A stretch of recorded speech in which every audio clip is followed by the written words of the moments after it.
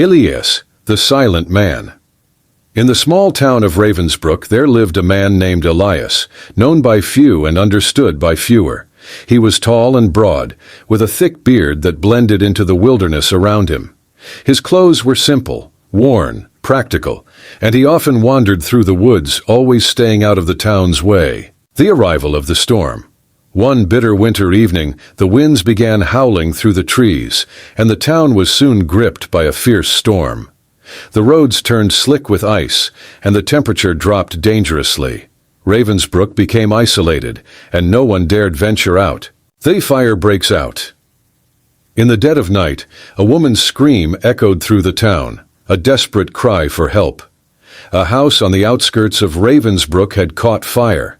The blaze was spreading quickly, and a mother and her child were trapped inside.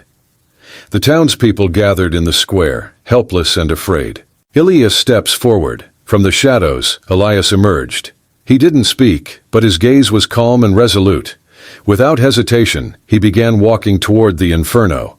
The townspeople called out to him, but he continued on his path, unaffected by the chaos surrounding him. Entering the flames, Elias reached the fire's edge. Flames roared, crackling, threatening to collapse the structure. Without a word, he stepped inside, disappearing into the thick smoke and fire. The hero emerges. Minutes passed, and the fire continued to roar. Then, through the thick smoke, Elias reappeared. He carried the child in his arms, wrapped in a blanket, while the mother, though dazed, clung to him.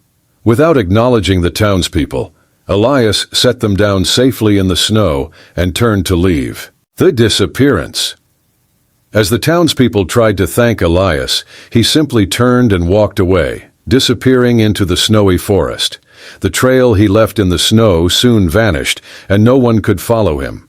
They silent hero days. Later, the town spoke of Elias not as the silent man, but as the silent hero.